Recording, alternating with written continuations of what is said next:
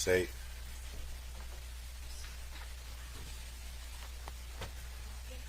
Ms. Thornhill, any change to your client's position? Before we bring the jury back in, just quickly, Mr. Levine, this evidence that you want to get in regarding Mr. Griffith's statement to Mr. Rapkin, his lawyer, is that today? No, Your Honor. All right. Maybe Friday. Before that, I mean, you understood the basis of my ruling was that he knew or should have known, assuming that the cell phone was controlled by his parent or grandmother or someone acting as a parent, and that you would have to establish that to the court's satisfaction. You identified some things out in the hallway today, but I'm going to ask that you provide all of that, every bit of it, to Ms. Thornhill and Mr. Hendry well in advance, like hopefully today after court, how you intend to prove that, because I don't want to have a jury waiting forever while we're talking about that in the hallway again. So if that's something that can be addressed beforehand, I want to address it that way. So. Yeah, that's no problem. Just for the record, I think Your Honor understands and the defense understands it's all part of the discovery, but if your request is to point them to those spots so that our discussion in court can be more efficient, I don't have a problem with Yes, that's my request. Yes, Your Honor, not a problem. But there's not going to be any new evidence. It's all been provided in the discovery. All right. All right. Are we ready for the jury? Yes. Yes, sir. All right.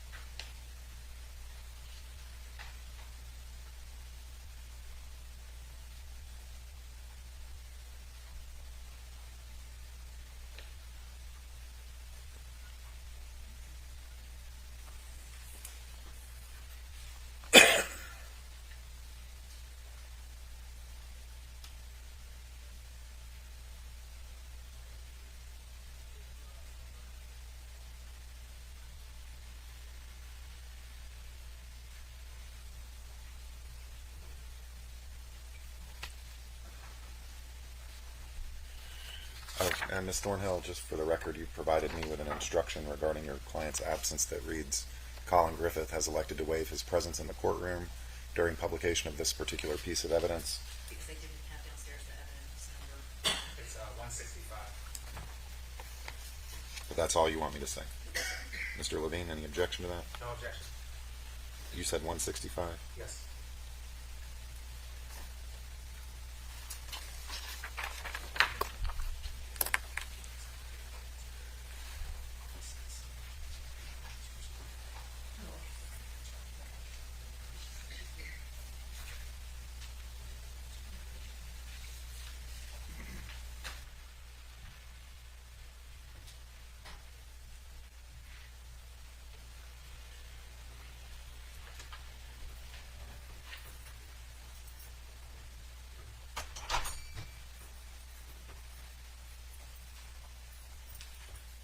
Please be seated.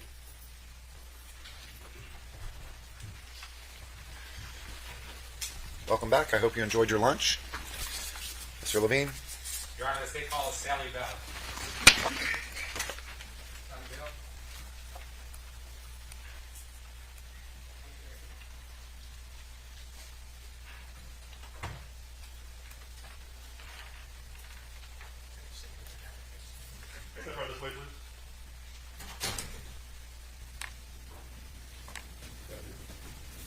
Stand here with your right hand, be sworn by the clerk. Do you solemnly swear or affirm that the testimony you give in this case will be the truth, the whole truth, and nothing but the truth? Yes.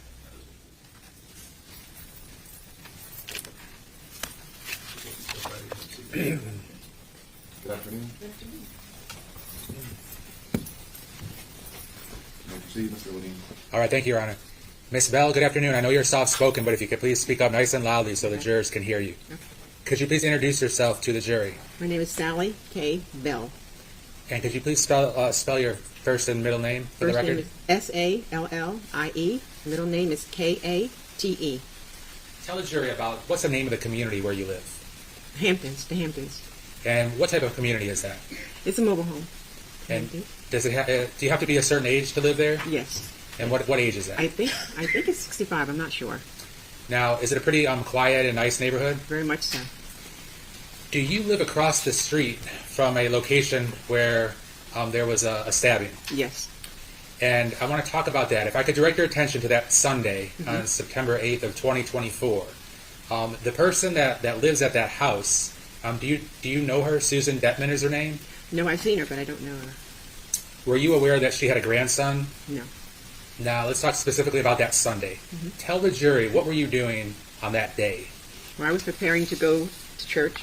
It was about 4:45, and I was putting my purse and everything on the coffee table, and I looked up and I saw the black car parked in the driveway, and the white car was in the road. All right. Jurors, can you hear her? Yes. Okay. Now, you mentioned that the time was about 4:45. Tell the jury how you remember that time. Well, we go to church at 5:30, so we were getting up on the north side of Florida Avenue, and so we always leave a little early to get there. All right. So around 4:45, which of the cars did you say was parked under the carport? The black car. All right. Did you see the white car arrive? I didn't see it arrive. No. All right. When you looked out your window and noticed the black car was in the carport and the white car was on the street, what did you see? What happened? Oh, they're coming out of the house and all. Yeah. What did you see? What were people doing? Oh, okay. I saw a lady come out, and she had clothes in her hand, and she went around to the passenger side of the car, and she put the clothes in the car. The young man was standing on the driver's side. And when you refer to the car, are you speaking of the black car? The black car. Yes, I'm sorry. No problem. And that black car then that was under the carport, is that correct? Yes. Had you ever seen the guy before? Yes, I've seen him once before. And when was that? Do you recall? That was about a year ago or something before this. And so the time when you saw him on Sunday would have been the second time you saw him? Second time, yes. And do you see him in court today? Yes. Could you please point to him, Miss Bell? The young man in the middle. All right. For the record, Miss Bell has identified the defendant. Now, when you saw the lady, she was loading the clothes up in the black car. Is that right? Yes. What was the defendant and the lady doing? What were they doing, like in conjunction with each other? Well, he was standing on the driver's side. He wasn't doing anything, just standing there. And she went around and she put the clothes on the passenger side, and then she was talking and her hands were going. I couldn't hear what she was saying. And she went around the back of the car, up close to him, and she was swinging her arms again, and he reached. And she says, I heard her say, "Let go of my hair, you're hurting me." When she said, "Let go of my hair, you're hurting me," was she doing anything violent to She him? was swinging her arms and talking to him. And she was right up in his face, was talking to him. And then he reached out and to grab her hair. She said, "Let go of my hair, you're hurting me." And he reached up and opened the door, and they went inside, pulled her inside. Okay. So let me ask you a few specific questions. When she and the defendant were talking, did it look like it was an animated or a heated conversation? Arguing from one side. I didn't see him say anything. I just heard her. Okay. And you kind of did a hand motion. Was she trying to hit him or trying to punch him or anything? She was waving her hands like this. Okay. And then she said, "Let go of my hair, you're hurting me." And when you say waving your hands like that, is that like as She was she's talking. Talking to him? Same Okay. way she was talking on the other side of the car. Okay, I got you. When the defendant grabbed her hair, what did she say? She said, "Let go of my hair, you're hurting me." And were you inside or outside? I was inside in my living room. So it must have been loud enough, obviously, for you to I be able could to hear hear that, yes. And what did the defendant do to her next? Then he just reached in and got hold to her, and he opened the door and pulled her in. Was that the last you ever saw of her? That's the last I saw.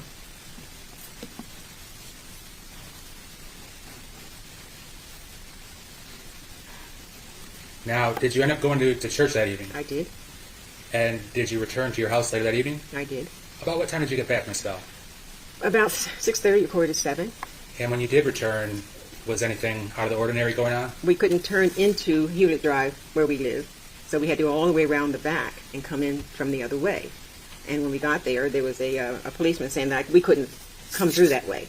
So we said, well, our house is right there. He said, okay. So he moved the police car, and we pulled in our driveway.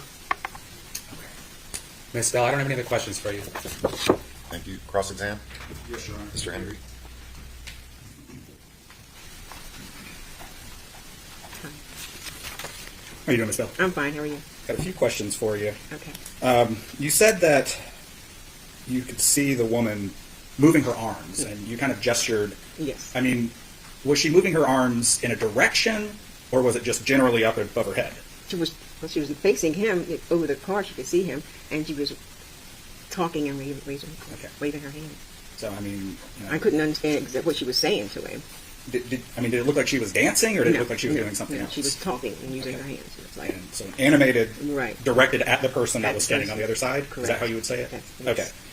And you said that he was just standing there? he was just standing there looking at her. Okay. Was he inside He the... was outside, So next to the he's- car. The car's in the carport? Yes. Roughly near the door? Near would the you door, say? Okay. on the driver's side. And she walked over to him? She walked around the car to him. Okay. Now, can you hear any noise at this point? Not then, no. Okay. I just saw her walking. And about how long is this going on? I guess maybe about 10 minutes, maybe. I'm not sure. Okay. You're watching it? I'm watching it. And you said that you and your husband were getting ready for church, Yeah, right? he was in the back room getting dressed. So he's not up there watching it No, with you? no. Okay. And then, so when the woman gets close to the man, she's still moving her hands? Still moving her hands. Okay. Yeah, And how far apart were they at They this were point? standing close. They were Okay. standing close. And was she moving her hands? He's close enough to touch her at some He's point. close at the toucher, Okay. yes. And he reaches out and touches her. Either by, I mean, you hear her say... Apparently by the hair, because she said, let go of my hair, you're hurting me. But could you see that? I saw his arm come up and around, and then she grabbed her hair. Okay. So you see her hand on her hair? Yes. Okay. And, I mean, was she moving her hands when she's that close to him? Yes, she was talking, waving her hands, like the one on the other side. And then she went around the back, and she was still waving her hands. And until you hear the exclamation, let go of my hair, you're hurting me, you haven't heard anything else? No. I couldn't understand what they were saying. Okay. And you didn't hear anything after that exclamation? No. There wasn't any, for example, no's or anything like that? No. Okay.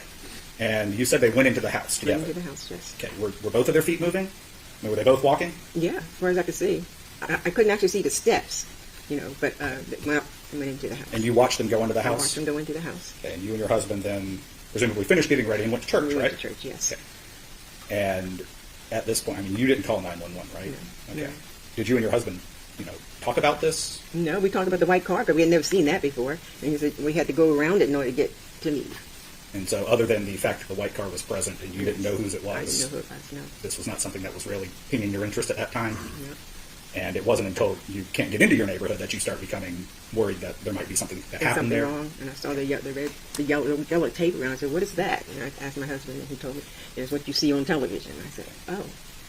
So would you describe what you saw as somebody being dragged into a house? Well, see, the car was parked, and then the steps are there, and it's like two steps up, and so I couldn't actually see the feet going in, but I know he reached up and opened the door, and he pulled her in. So, I mean, if he's pulling her against her will, I mean, he's having to lift her up steps, right? She You walked- can't just she go walked- straight in. She walked up the steps. Okay, so she's moving her feet as far as you can tell Correct. up the steps. Correct.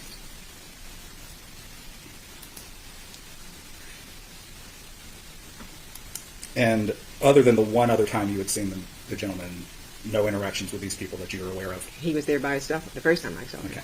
And that black car, how long was it present across the street, do you know? It came in late that night because when I went to bed, there was nothing in the driveway.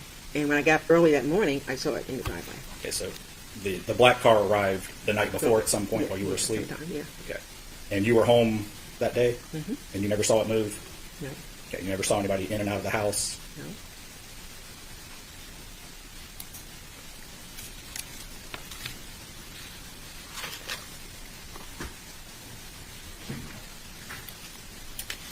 When the two people, the man that you've identified as sitting here at the table with Yes. us, did you see him in the yard at all? No. Next to the house, in front of the house? Just on the side of the Okay. car. And did you ever see the woman in the yard? I've in never front seen of her the house? before, no. Okay, so she was only, as far as you, from what you could see, it was just around that black car? Mm-hmm. Around the car. There was nothing out in the yard? No. Okay. But if she had come from the white car, then presumably she would have had to walk up that way? Okay. No further questions. Thank you. Redirect. Just briefly, Your Honor. Now, Ms. Bell, when the defendant pulled the lady into the house by her hair, were you still in the same vantage point, looking out the window? Yes. And I want to show you one photograph that has been already moved into evidence previously, which is 167. Can you see that on your screen close by? We can have to lower it because some of the jurors Okay, I can see. Can you see it? Yes. Now, Ms. Bell, I'm going to point to what I believe is the house where the stabbing happened, but correct me if I'm wrong. Can you see where I'm pointing? Is that the house? Actually, I'll come to your screen too. Yeah, because I. Is that the house? That's the house. Yes. Okay. Yes. And for purposes of the record, I pointed, because I know it's kind of hard to see, but I pointed to this on your screen. So, That's all right, very good. Now, which is your house? Is your house this one? no. Is your house this one? Yes. Okay. So, and your window, I assume, is at the front of the house. Is that right? Yes. Okay. So you have a pretty good view, angle-wise. Is that correct? Correct. All right. Now, when the defendant and the lady were first having whatever discussion they were having, you mentioned you could not hear that, correct? No. Is it a fair statement that when the lady said, "Let go of my hair, you're hurting me," that she yelled it or shouted it loud enough for you to be able to hear it? Yes, she did. Okay. I have no further questions for you, ma'am. Is Ms. Bell released? Yes, Your Honor. Ms. Thornhill? Yes. Mr. Hendry? Yes, sir. Thank you.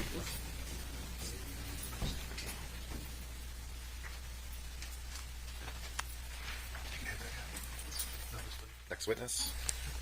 The state calls Nancy Jones.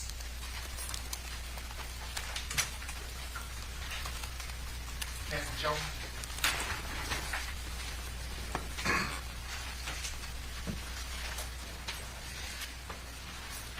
This way now. This way.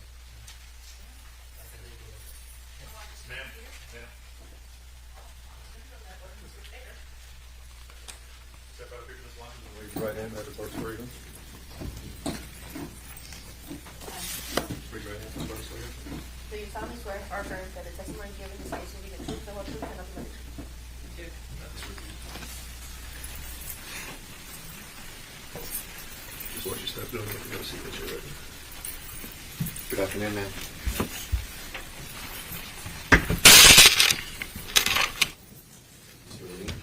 All right. Good afternoon, Ms. Jones. May you please introduce yourself to the jury?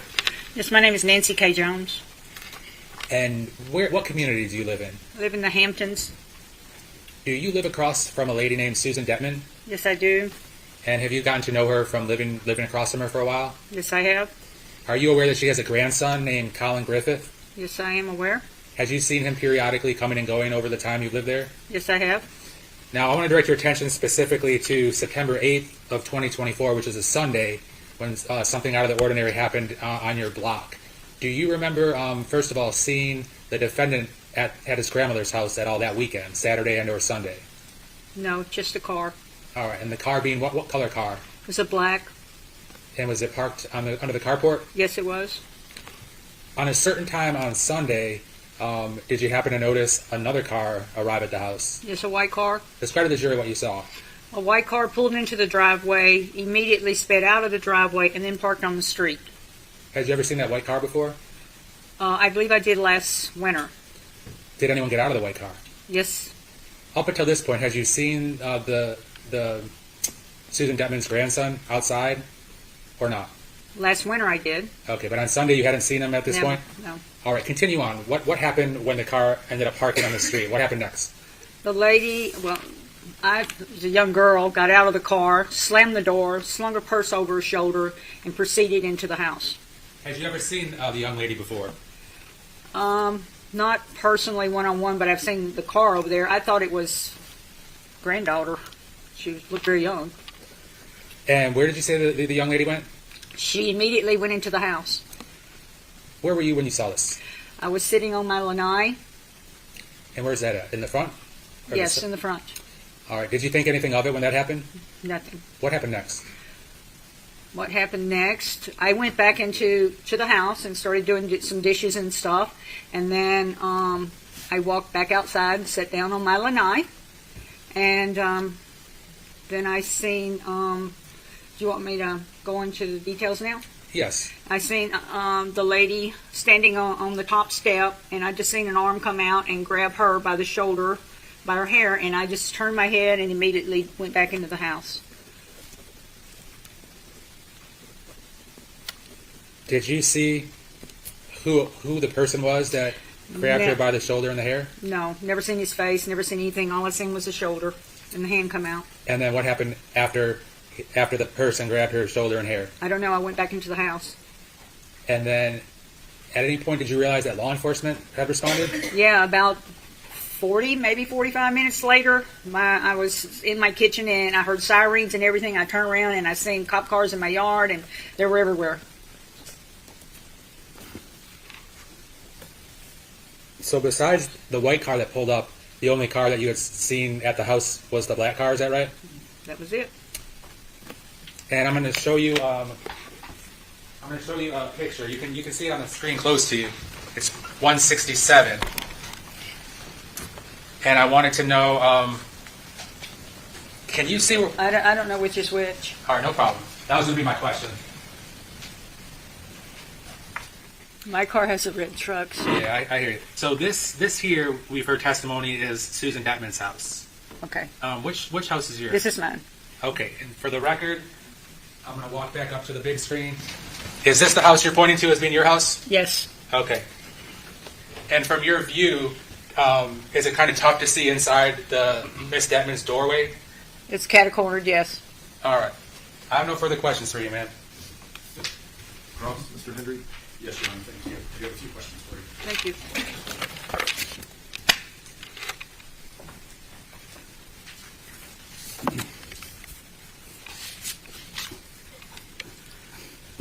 Ms. Jones, you said that you knew Miss Detman, correct? Very. She's been your neighbor? Okay. Yep. How long? I don't know how long she had been living there, and it was probably 6 months. Okay. And you had previously seen her grandson at the house? Last February, I believe it was. Okay. How many times had you seen him before? I've seen him about 3 times. I think he was there like 3 weeks, maybe, and he was out running. I just seen him running. I'm assuming it was a family member. You're assuming he was a family member? Yeah. Okay. So you never spoken with him? Never spoken with You him. didn't actually know their relationship? No. Okay. None. And the woman you saw, you had never seen her before? No. I'd seen her. She drove up in the car, but I'd never personally met her or anything. And when you said drive up in the car, are you talking previously? Like you had Last seen that? winter. Okay. I'd seen the car over there. Now, on September 8th, when you see that white car arrive, you described that you saw it speeding out of the driveway. Yeah. But is that like tires screeching in reverse? She was, yeah, kind of. She was angry. Okay. And you said that she slammed her door and threw her purse off. She slung her purse up on her shoulder and immediately went up to the house. Okay, so from your perspective, she looked like she was upset? Yes. Okay. And then you said the next time you saw her was she was standing on the porch steps? Yes, on the porch steps. So you didn't see her outside at all in between those 2 periods of time? Before she was standing up on the steps, she was throwing clothes in the car. Okay, so you saw her at which car? She was throwing clothes into Collin's car. The door was open and she was throwing clothes into the car. And that would be the black car that was parked in the carport? Yes. And you're calling that Collins' car because you saw the other person get out of the white car, right? Yeah. Okay. So you hadn't actually seen the black car arrive? No, but I knew that was Collin's car because I'd gotten a phone call because I was house sitting for Susan. Okay. So you were aware that Collin was coming? Yes, I was. Okay. I knew Collin was there the Saturday before the accident happened. Okay. And so you see a woman go into the house angry, and then she comes out with clothes and starts putting them in the black car. Did it look like she had calmed down? I just didn't really pay that much attention to it like she'd calmed down, but she was throwing the clothes, so I'm assuming she was still upset. I don't know. Okay, now when I'm still across the street, so I don't know. When you say throwing clothes, are we talking like into Yeah. the car? Okay, so The not door was placing. open, so like throwing them in there. And did you see her open the door? of I the never car? seen her open the door. Okay. So you weren't sitting and watching this whole incident. Oh, no, I was busy in the kitchen and stuff. All right. Now, you said that you saw a hand come out and touch a shoulder on the steps. Did you hear anything? I never heard nothing. I turned my head and went back into the house and got busy again. And from your perspective, did it look like the person was getting dragged into the house? No. I just, like I said, when I seen the hand come out and grab her by the shoulder, I turned and went back into the house, and I said, they'll probably work it out. I thought it was his sister, or Susan's granddaughter. And I said, they're probably having a little spat, and they'll work it out. But you didn't call 911? No, I never called 911. Now, would you say that this type of thing is something that is typical in your neighborhood? No. This is a unique I lived in Chicago for 30 years, and I've seen a lot in Chicago. So in Chicago, we see something, we usually turn the head the other way. And I know cops say if you see something, hear something, you're supposed to report. I didn't think anything more about it. So this wasn't something that was so dangerous to you, you felt the need to report it? I did not feel good. And, I mean, now the incident with a woman's going in, mad, do people often, spin their tires in your neighborhood, anything like that? No. So the whole incident was pretty unique? Yes. Okay. Now, after law enforcement arrived, was that the end of your night, or did you have... Well, there were so many cops and stuff. No, I sat out on my lanai, and they just kept coming and coming. And then all the neighbors were out in the yard. We had no idea what went on. Okay. Now, you're friends with Susan, correct? Yes, I am. Did you contact her? I contacted her, yes, when I seen all the cop cars. I immediately called her. Okay. And did you make any efforts to contact Collin? Oh, no. Did you see him after the incident? Yes, I did. Okay, where was he? He was in the driveway. How did he look? And his arms were red, and the cops were all around him. And I was on the phone talking to Susan, and Susan told me to go over and tell him that she would be there in a couple hours, or wherever she was at. She was in the Keys. And so I walked outside, and I waved at Collin, and I said, Susan's on her way. From your perspective, did he look upset? He looked very emotional, yes. He'd been crying. I could see him crying in the driveway. So you could tell his face was red? Or oh, yeah, he was an emotional wreck. But I did not know what happened. And, we've seen the aerial photo. This is not a very wide roadway, but you're from across the street, correct? Like from your house to her house, it's close. 2 cars passing. So you were able to get a good eye view on Collin at that moment? From my lanai, yes. And I'm talking when you walked out there, you're close enough that you could see him? Well, his arms were red. I didn't know. I thought they were like you had been in a scuffle with somebody. Somebody grabs your arm and they turn red. That's what I looked like. It was a scuffle. So he's got red arms. His face is red. It looks like he's been crying, too? He looked like he'd been crying. Okay. And this was what time, did you say? 4:40, 50, or somewhere around there, whenever the cops got there. So this is after the cops have arrived, and they have him outside? They have him outside. And prior to that, you had not seen him? I had not seen him. Okay. No further questions. Thank you. Mr. Levine? No, thank you, Your Honor. Is the witness released? Yes, Your Honor. Mr. Henry? Yes, Your Honor. Thank you, ma'am.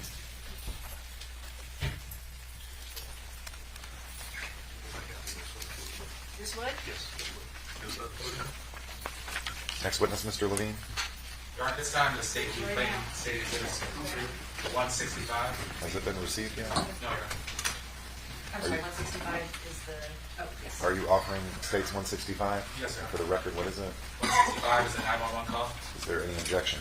No objection, but It is received. Ladies and gentlemen, Mr. Griffith has elected to waive his presence in the courtroom during the publication of States 165. Mr. Griffith?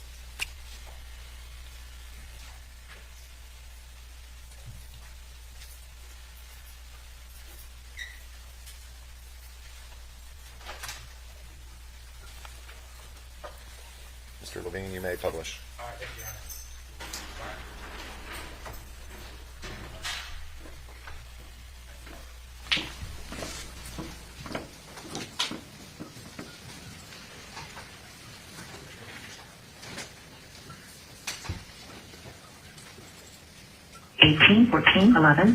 September 8th, 2024. 911, what's the address of the emergency?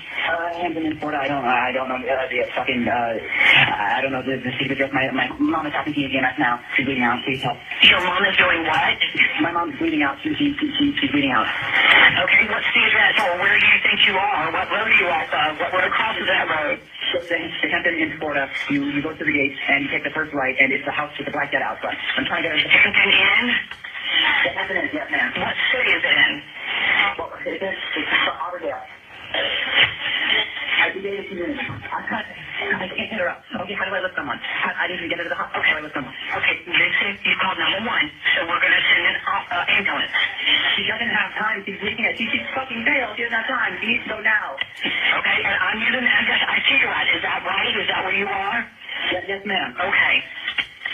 What can I do? I have your price up here. She's talking about what the fuck do I do?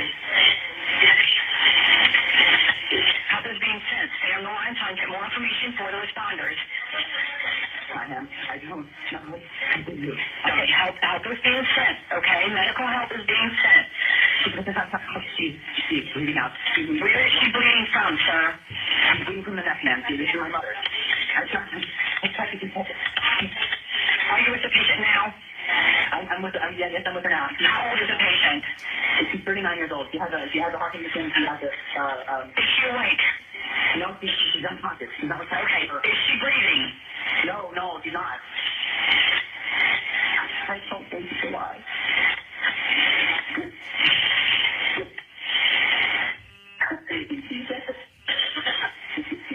Okay, where is she? Okay, and you said neck.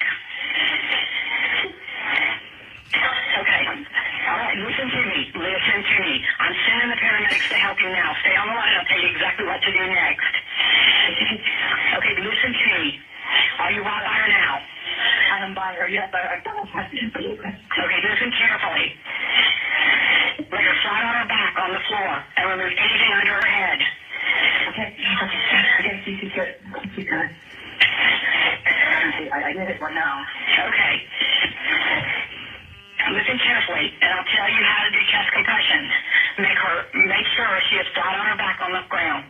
Place the heel of your hand on the breastbone in the center of the chest, right between the nipples. Put your other hand on top of that hand. Do I take off the shirt? Just make sure she is flat on her back on the floor. Place the heel of your hand on the breastbone in the center of the chest, right between the nipples. Put your other hand on top of that hand. Okay. All right, pump the chest hard and fast, at least twice per second and 2 inches deep. Let the chest come all the way up between pumps. We're going to do this until help can take over. Count out loud till I can count with you. 1, 2, 3, 4. 1, 2, 3, 4. 1, 2, 3, 4. 1, 2, 3, 4. 1, 2, 3, 4. 1, 2, 3, 4. 1, 2, 3, 4. 1, 2, 3, 4. 1, 2, 3, 4. 1, 2. 1 moment. Okay, just keep going, okay?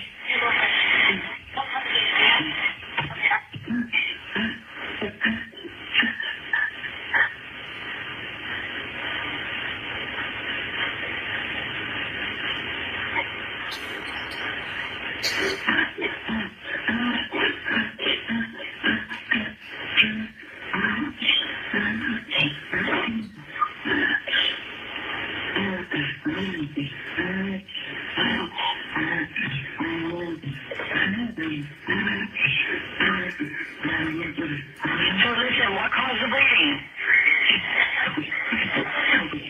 Listen, what caused the bleeding?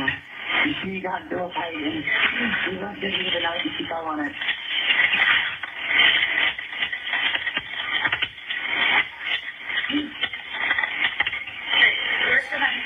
Where is the knife right now? And who did she get in a fight with? She came at me and we got real tight for a long time and then she got on top of me and fell on it and pushed it back. The knife, I don't have it. I'll try it across the floor. Where is the knife? I just put it across the floor right here. And is the bleeding controlled? She stopped bleeding. No more blood coming out. So that's it.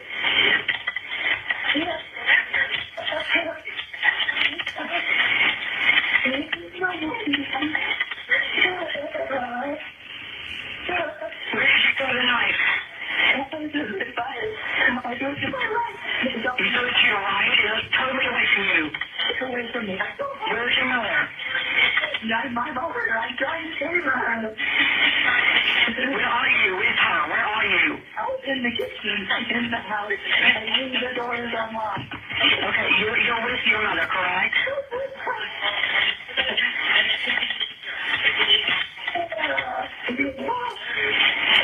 Okay, listen to me. Listen to me, please. Stop, okay? Listen to me, and I'm going to tell you how to control the bleeding. Okay? Okay. All right, hold on.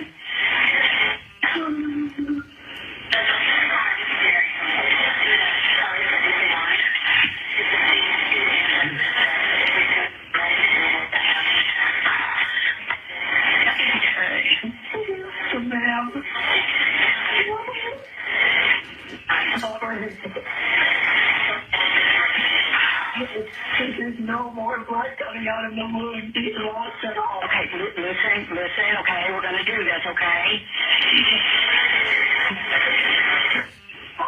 Okay, listen to me. Get a clean, dry cloth or a towel and tell me when you have it. My hand is down low. Okay.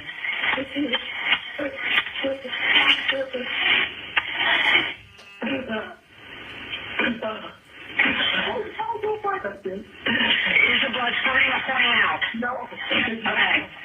It's everywhere. It's everywhere. There's no more. All right. Does she have a breathing disorder or is she normally on blood thinners? No. Okay. I'm sending the paramedics to help you now. Stay on the line. I'll tell you exactly what to do next. Okay.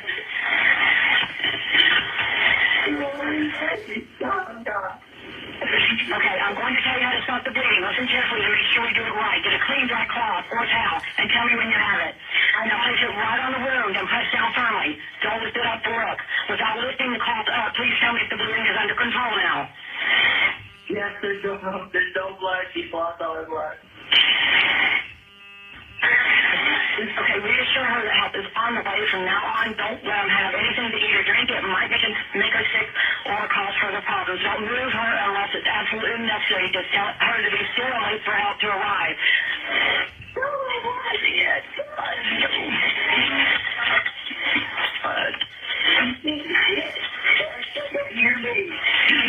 Okay, listen to me, okay?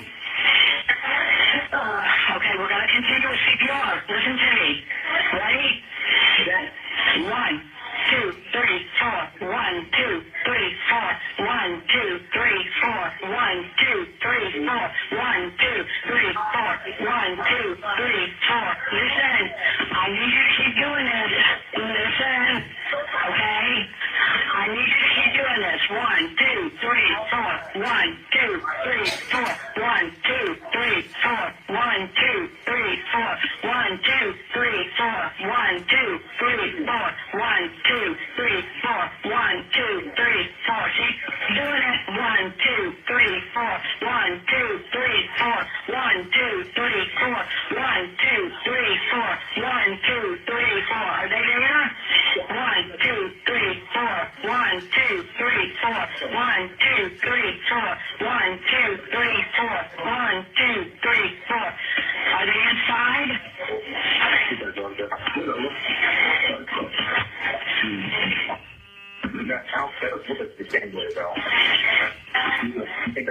Hello? Okay, thank you. Thank you.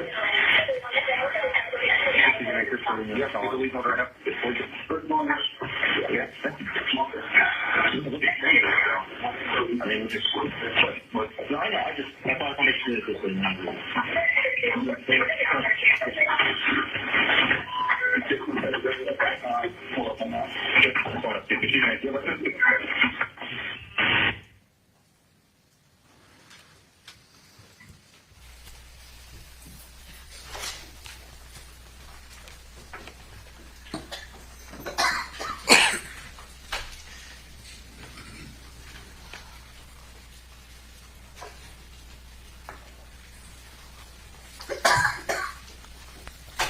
Mr. Griffith has returned. Mr. Levine.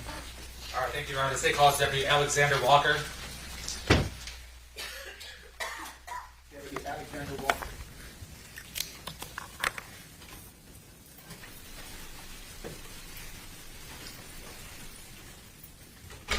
Step up this way. Step here, raise your right hand for the clerk this morning. Do you solemnly swear or affirm that the testimony you give in this case will be the truth, the whole truth, and nothing but the truth? Yes. This way. Step right up and see your chair. Good afternoon. Mr. Levine, you may proceed. Thank you, Your Honor. Good afternoon, Deputy Walker. May you please introduce yourself to the jury? Hi, my name is Deputy Alexander Walker in the Sheriff's Office for about a year now. Tell the jury about your education and training and experience in law enforcement. So I graduated from Florida State with my bachelor's with a minor in psychology. I finished my training the winter of 2023. I've been with the sheriff's office for about a year, only about a half a year by the time of this incident. All right, Deputy Walker, what shift did you work at that time? I worked on the Delta night shift. Now, specifically, I'm going to direct your attention to Sunday, September 8th of 2024. Did you respond to a crime scene in Polk County? Yes, sir. And describe to the jury what kind of call you got and what you did. The call I got was a assist EMS, what we call as a 50 Alpha for an AED assist, a major medical assist. Approximately how long did it take you to get to the scene from where you responded from? Approximately 5 minutes from where we were at. When you arrived on scene, what did you do first? First thing I did when I entered the scene was I announced myself as Polk County Sheriff's Office, wanted the subjects inside to make themselves known to our presence so that if there was any harm, weapons, anything like that, they would be put away from harm's reach. Did you go in by yourself? No, sir. Who did you go in with? I went in with Deputy Sheriff Pibernick. And when you announced your presence, do you do that loudly? Do you shout it? Yes, sir. So anybody within the household that's alive would be able to hear it? Yes, sir. Now, as you enter, did you enter the door by the carport? Yes, sir. And when you entered, what did you notice about the first room that you entered? First room that I entered, I noticed a pair, or at least a single AirPod, as well as the AirPod case on the ground. Besides that being on the ground, did the house look like it was in order and nice Yes. put together? Yes, sir. Where did you go from the living room area? From there, I heard a male subject inside the house shouting, "I'm inside the kitchen." What did you do next? I then proceeded to the kitchen, and while walking to the kitchen, I saw a knife, a blood-covered knife, over in front of the washer and dryer to my left. I saw the subject in the kitchen. Where was the subject positioned in relationship to the deceased lady? The subject was positioned over the deceased's head. Did you find that odd at all? Yes. Why? For doing normal CPR and everything, assuming everybody's been taught and seen videos on doing CPR from beside the person, never over top their head, possibly blocking airways.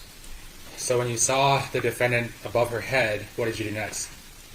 At that point, I told Deputy Sheriff Pibernick to stay with the subject as I went outside to confirm for EMS that it was clear for them to come inside. Do you see that person in the house, excuse me, not in the house, but in the courtroom today that you saw in the house? Yes, sir, he's right there. And for the record, you're pointing over to the defense table. What is the defendant wearing for purposes of our record? He's wearing a plaid button-up shirt, a gray jacket, and glasses. For the record, Deputy Walker has identified the defendant. Do you recall, Deputy, was the defendant wearing a shirt at that time? No, sir. So no shirt? No shirt. And did he have on a black pair of shorts and black shoes? Yes, sir. Did you notice any blood on his body? None on his torso and none on his upper arms. It was only on his hands and forearms. What happened next? At that point, I began to secure the scene by putting crime scene tape around it, and after I was done with that, I was just waiting with Pibernick and waiting for supervision as well. Did you see anybody wash the blood off the defendant outside or EMS. inside or anywhere? EMS rinsed off his arms. And at whose request was that? I do not recall. Did you think that was a little out of the ordinary? Yes. If it were up to you, would a individual standing over a dead body be preserved in the manner in which you... Objection, Your Honor. Calls for speculation. He's only on the job for 6 months. Deputy Walker, as I was saying, if it were up to you and your duties and responsibilities and you come into contact with somebody who's over the top of a dead person, would you try to keep them in the same state in terms of not letting them wash their hands or not letting them destroy evidence or get rid of anything? Yes. Now, did Deputy Pibernick then take the defendant outside? Yes.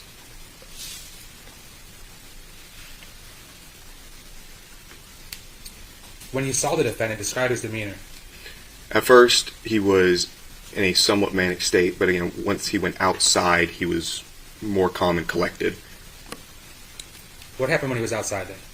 Outside, he spontaneously uttered to me and Deputy Sheriff Pibernick that there was blood everywhere, and then it stopped bleeding, and then she was dead. What were your responsibilities from that point on? From that point on, the subject was then taken into custody and placed in the rear of my marked vehicle.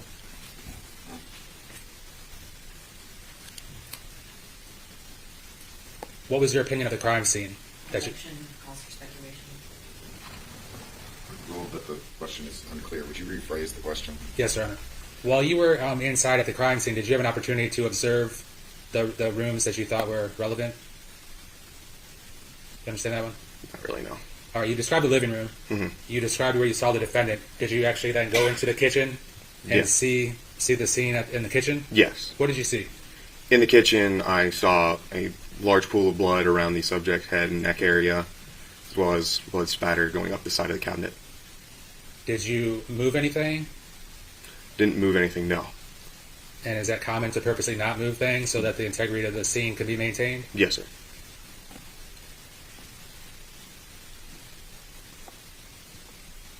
Now, when the defendant was in the back seat of your car, what were you doing? While he was in the back seat, I was in the front seat of my car, working on this report. And what was the defendant's demeanor like when he was in your car? Demeanor was still calm and collected. Did he seem to have any concern or worry? No. Did he speak about anything to you? Nothing genuinely. We were talking about, or I tried to spark up just normal conversation, ask him about video games he played. And did he respond and talk about video games? Yeah, he said he enjoyed strategic games. Did his demeanor change at all when you interacted with him? Little, it seemed more cheerful at the time, but still calm. Was he then eventually taken to wherever you took him? About some odd hours later, yes. Okay. All right, Deputy Walker. I don't have any further questions for you. Cross-exam.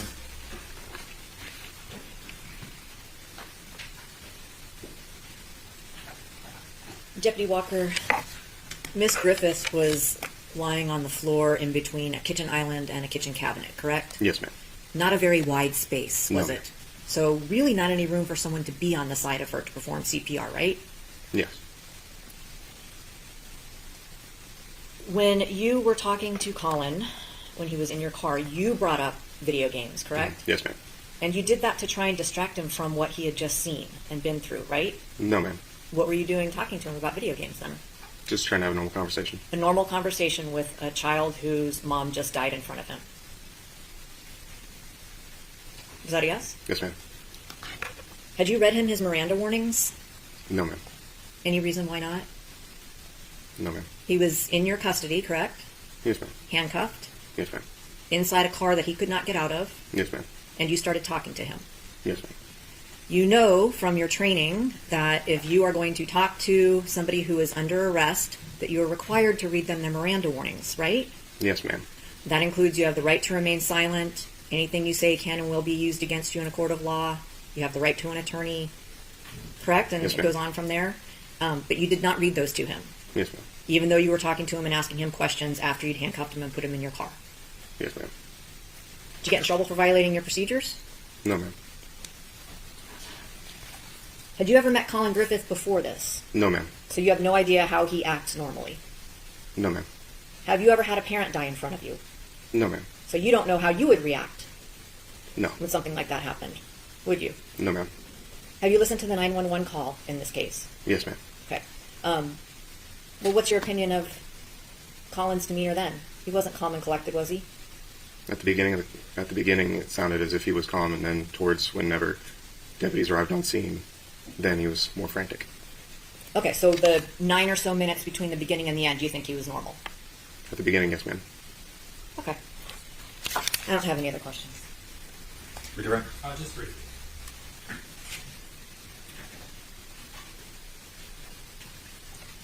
So, Deputy, as it pertains to Miranda warnings, is it a fair statement you weren't interrogating him or asking him anything about the case? Is that correct? Yes, sir. So, from that standpoint, did you feel any reason to read him Miranda warnings when you weren't interrogating him or asking him anything about the case? No, sir. Is talking about video games with someone, is that some devious plan of yours, or was it just conversation? Just conversation. All right, I have no further questions. That's not being used against him. Is there a question? Is there It was an objection, but the answer was already... Avoid the commentary, please, unless Yes, there is sir. a legal objection. Save it for argument. Yes, sir. Is the witness released? Yes, sir. Ms. Thornhill? Yes, sir. Thank you, sir.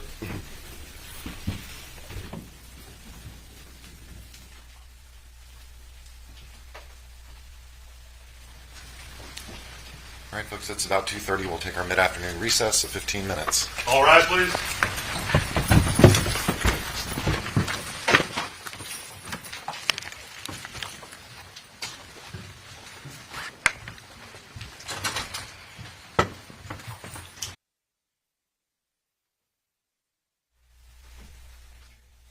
many more? I have 3 more witnesses. Okay.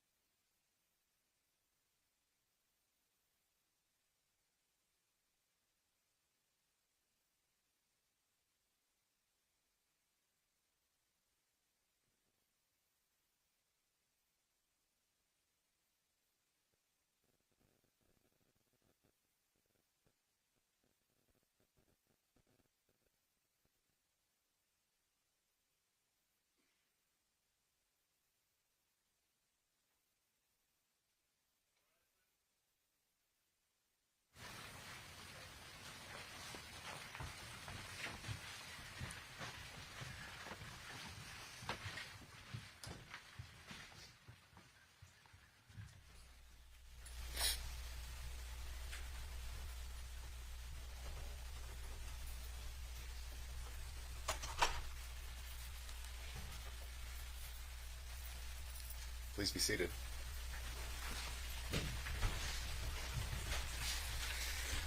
Next witness, Mr. Levine. Your Honor, State College Deputy Anthony Pivernick.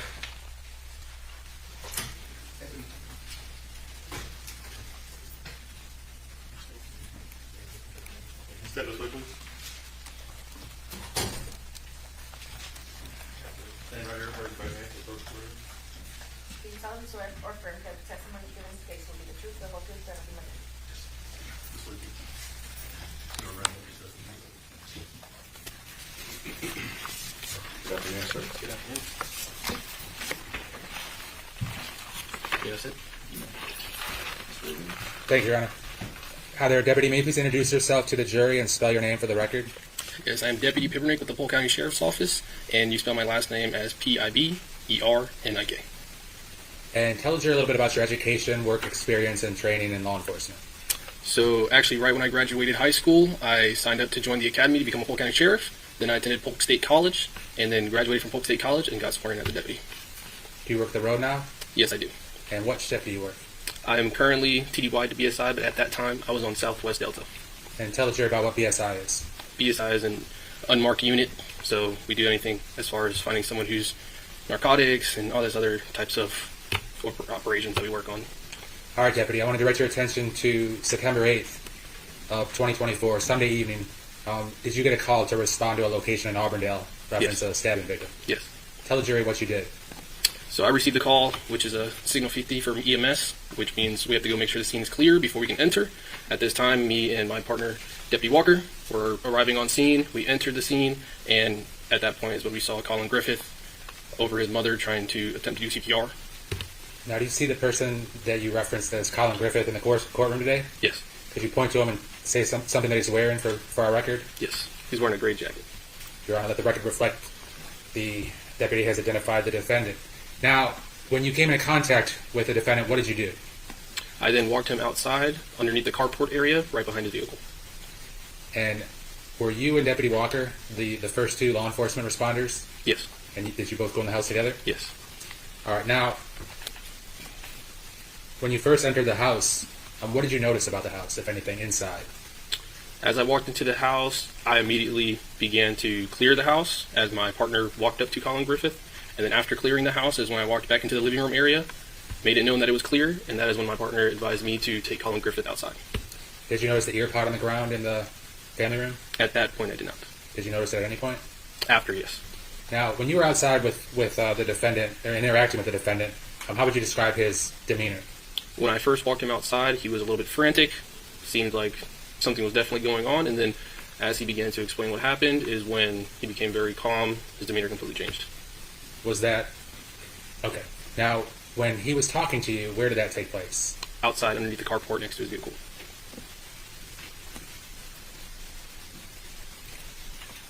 Now, did he explain to you or try to explain to you what happened? At one point, he did. Did you write a report in this case? Yes. Explain to the jury how you document what the defendant said in this case. At the time on scene, I was documenting what he was saying by writing it on my notepad that I carry on me all the time. So in this particular case, is it a fair statement you did not take like a tape statement? Is that correct? I did not.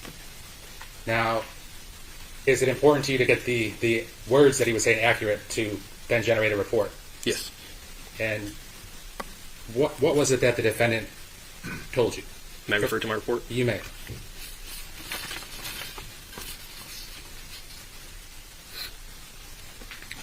And if it's of a length that you believe the most accurate way to state what he said is to read it, that would be acceptable under these circumstances. Yes, sir. Right.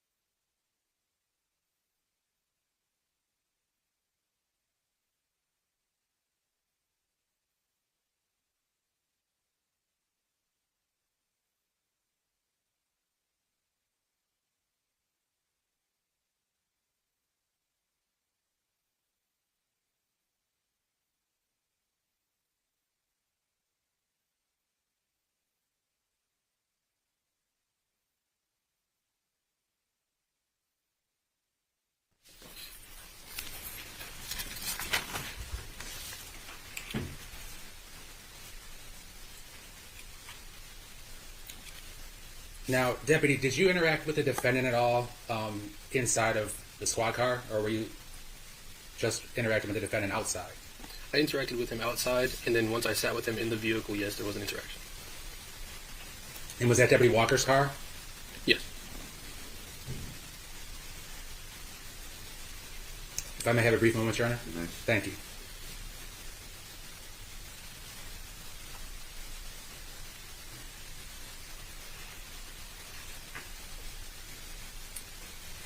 Did the defendant give to you two different statements to you? Yes. I have no further questions, Your Honor.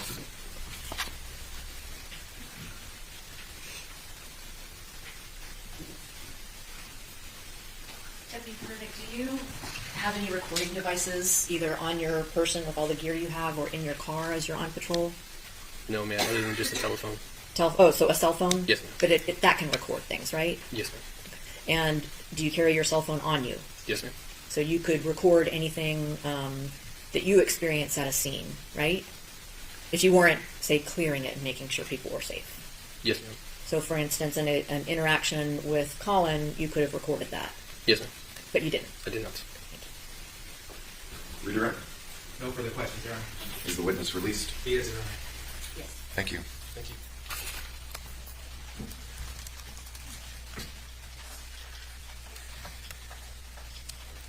Next witness. Your Honor, the state calls Captain James Parker.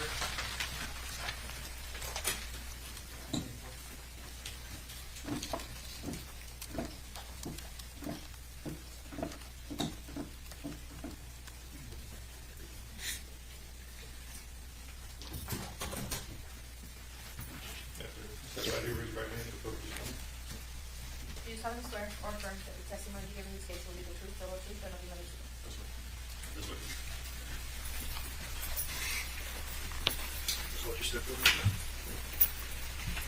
Good afternoon.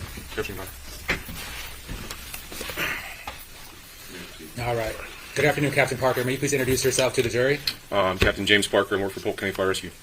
Being a captain at PCFR, what are your responsibilities? I oversee the daily operations and duties of Station 39, which is off of East Main Street for Polk County Fire Rescue, meaning the engine into rescue companies that run medical calls and fires in that area. Tell the jury about your education and training and experience. General high school education, and then you proceed on to a fire academy, in which you are completed from that with fire standards. Then proceed on to first responder EMT, which are semester-long programs, a year of paramedic, and then subsequent classes in driver engineer school, as well as fire officer 1, which is another 5 or 6 courses to which you can then test and get certified to be a captain. To attain the rank of captain, did you have to come up through the ranks and work the different positions? Yes, sir, that's correct. And how many years have you been on the job? With Polk County Fire Rescue, this will be year 11 for me. All right. Now, Captain Parker, during your time in your position, not necessarily just as a captain, but just in your career, have you had the opportunity to respond to many different scenes where somebody has been injured? Yes, sir. On average, about 2,000 calls a year. During those many, many calls, have you ever seen a victim that has been stabbed, that had a stab wound? There's been quite a few. I'm not sure as to how many. All right. I want to direct your attention to this case particularly. What was your responsibility as it pertains to September 8th of 2024? My crew and myself were dispatched to a call. It was dispatched as an assault call, which is a generic code out for something that was put in through dispatch. We were responding per our policy. We staged at a short distance away until law enforcement was able to arrive on scene and make sure the scene is secured and safe, at which time we then proceed on scene and provide any medical need or necessity of the victim/patients. Did you enter the residence to see the victim? Yes, sir. Describe to the jury what you saw. We entered through the front door, went through the living room area, back into the kitchen, at which point they were escorting the accused, out of the residence. The victim herself was laying on the kitchen floor, supine, and with a pool of blood. What does supine mean? On her back. Now, did she have any signs of life whatsoever? No, sir. The pale color, what is that indicative of? Typically of blood loss or poor circulation.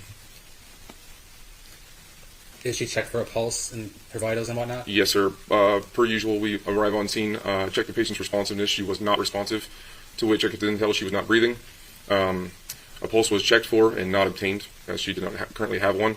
CPR was initiated for a brief few seconds until further extended injuries could be checked, and then it was determined among the crew and myself that the injuries were not sustainable. So, based upon the severity of the stab wounds, was there anything you could further do for her? No, sir.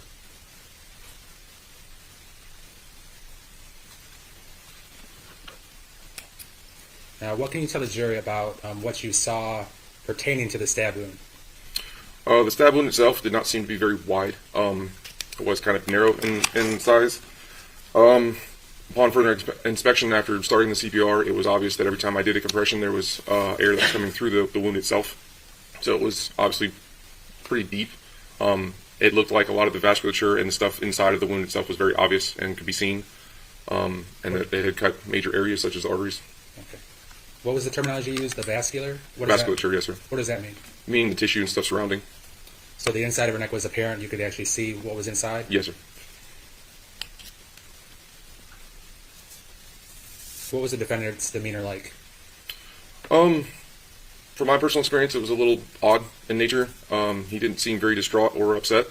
He seemed kind of calm upon my entering the residence, and then upon exiting the residence, he seemed to almost have a not a full argument, but somewhat argumentative with the deputies that were trying to assist him out of the residence.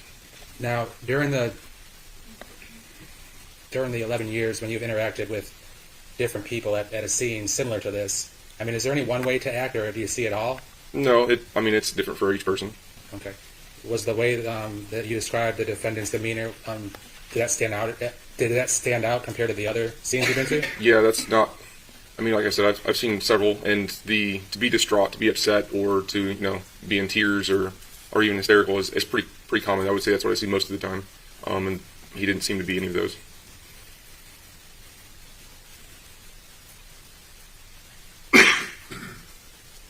All right, Captain Parker, I don't have any further questions for you. Thank you. Cross.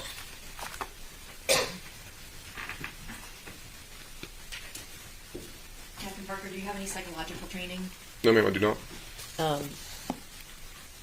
You did say that there is no one right way for somebody to act after they've been through either a fight or a traumatic experience, right? I did say that. So you cannot say what was going on inside of Collin's mind or heart when you saw him, can you?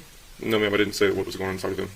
And you have no idea what he's been through in his life and what coping mechanisms he has devised or that he has had to come up with to survive those things, do you? No, ma'am, I've never met him before this. Okay. And you have no idea what happened in that kitchen before you arrived, do you? No, ma'am, I cannot speculate as to that. Thank you. Read around.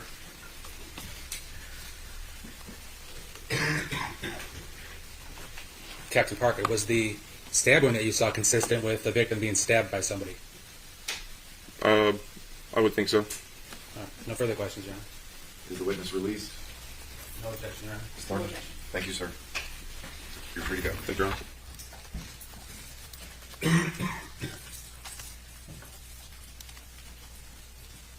Next witness. Your Honor, the last witness for today will be Polk County Fire Rescue Paramedic Collin Mullen.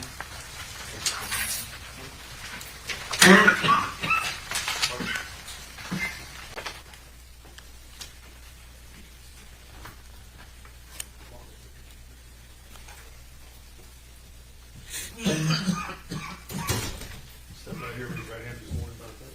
Do you solemnly swear or affirm that the testimony you give in this case will be the truth, the whole truth, and nothing but the truth? I do. Step up here, what you said. Signature. That name, sir. Read it.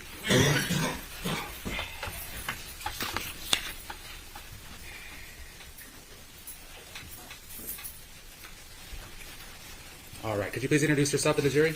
My name is Owen Mullen, Owen Mullen. I'm a firefighter paramedic for Polk County Fire Rescue.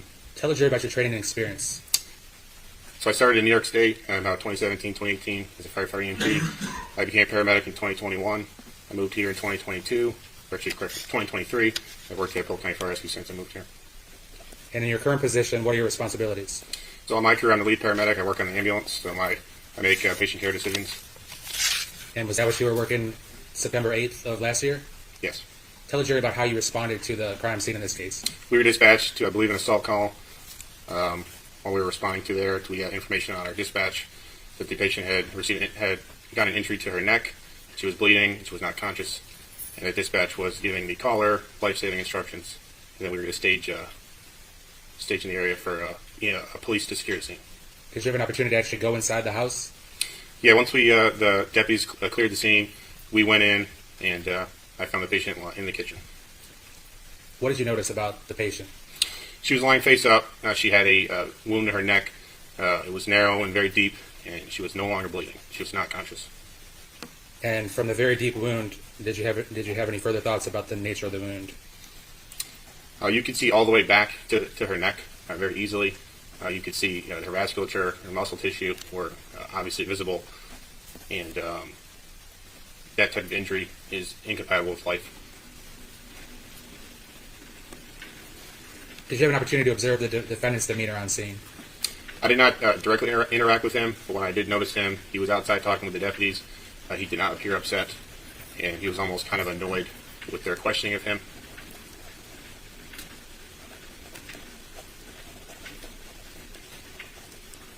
Have you been to other scenes where somebody's family member, or spouse, or close friend has been killed? Yes, very frequently. All right. And what do you typically see there? Typically, they'd be very upset and hysterical, although it is different for every person. Did the defendant's demeanor seem out of the ordinary to you? Yes.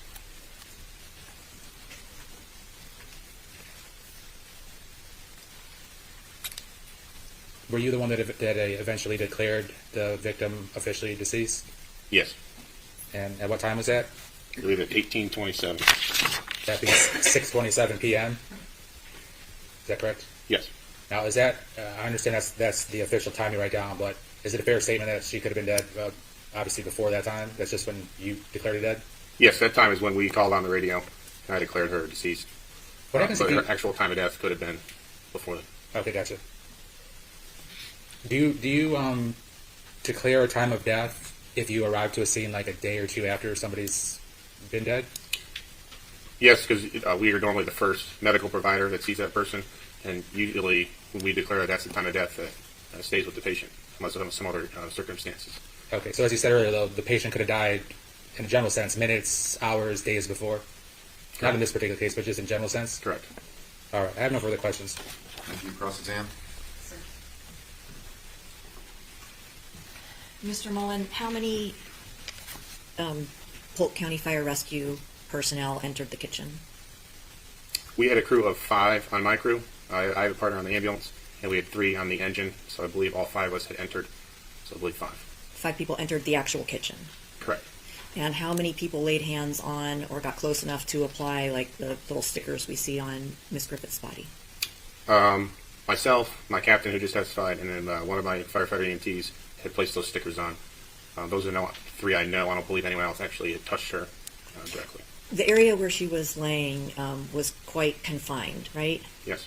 And the scene was messy when you arrived, Yes. as far as blood? Yes.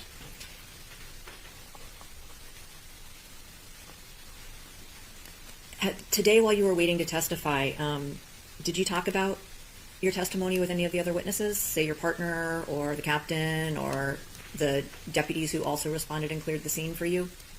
Not exactly. You're just making conversation. Didn't talk about this case at all?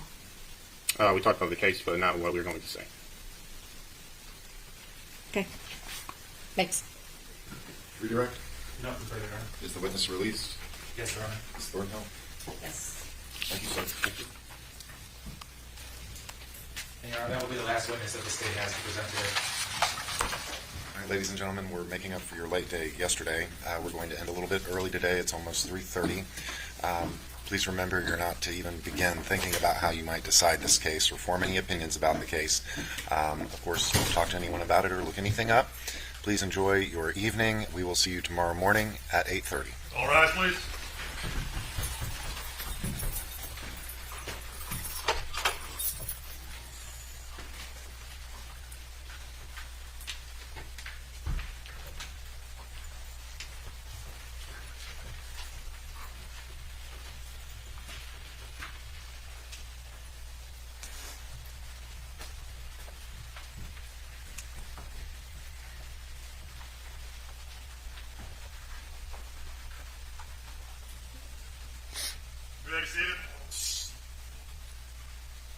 Anything we need to take out, Mr. Levine? No, yeah. Ms. Thornhill? Yes, sir. All right. I will see you tomorrow morning at 8:30.